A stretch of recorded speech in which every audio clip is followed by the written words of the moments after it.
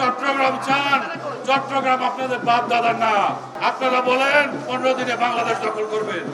আমি বলে দিতে চাই 4 দিনের ভিতরে আপনাদের পশ্চিমবঙ্গ দখল করে নিব। আপনারা যদি চট্টগ্রামের দিকে নজর দেন, আপনাদের 7 সিস্টার দখল করা হবে।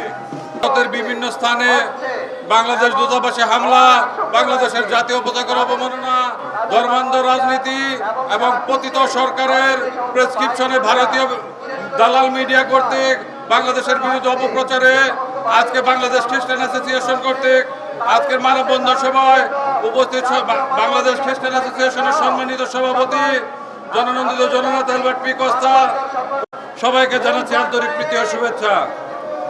বাংলাদেশ খ্রিস্টান অ্যাসোসিয়েশন আজকে রাস্তায় এসে দাঁড়িয়েছে একটাই কারণ, পালিয়ে যাওয়ার পর থেকে ভারতীয় দালাল মিডিয়া এবং ভারতীয় কিছু রাজনীতিবিদ বিভিন্নভাবে বাংলাদেশের বিরুদ্ধে নানান রকম অপপ্রচারে লিপ্ত। বাংলাদেশ খ্রিস্টান অ্যাসোসিয়েশন তার তীব্র নিন্দা ও প্রতিবাদ জানায়। বাংলাদেশ খ্রিস্টান অ্যাসোসিয়েশন হুঁশিয়ারি করে বলে দিতে চায়, বাংলাদেশের স্বার্থে ভারত কেন, বিশ্বের যে কোনো দেশকে বাংলাদেশ খ্রিস্টান অ্যাসোসিয়েশন ছাড় দিবে না। ইদানিং দেখা যাচ্ছে বাংলাদেশের বিরুদ্ধে ভারতীয় বিভিন্ন মিডিয়া এবং ভারতীয় নেতৃবৃন্দ বিভিন্ন রকম বিবৃতি দিচ্ছে। বাংলাদেশ খ্রিস্টান অ্যাসোসিয়েশন সোজা বলে দিতে চাচ্ছে, বেশি পাকা টমেটো আর সিক্রেট রেসিপির কম্বিনেশনে তৈরি প্রাণ সসের বস।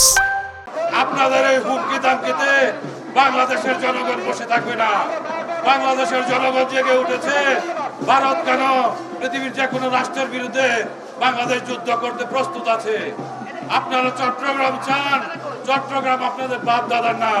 চট্টগ্রাম স্বাধীন বাংলাদেশের সম্পত্তি। আপনারা যদি চট্টগ্রামের দিকে নজর দেন, আপনাদের 7 সিস্টার দখল করা হবে। আপনারা বলেন 15 দিনে বাংলাদেশ দখল করবেন। আমি বলে দিতে চাই 4 দিনের ভিতরে আপনাদের পশ্চিমবঙ্গ দখল করে নিব। ধন্যবাদ আপনাদের সবাইকে। এবং সাংবাদিক বন্ধুরা, আসসালামু আলাইকুম।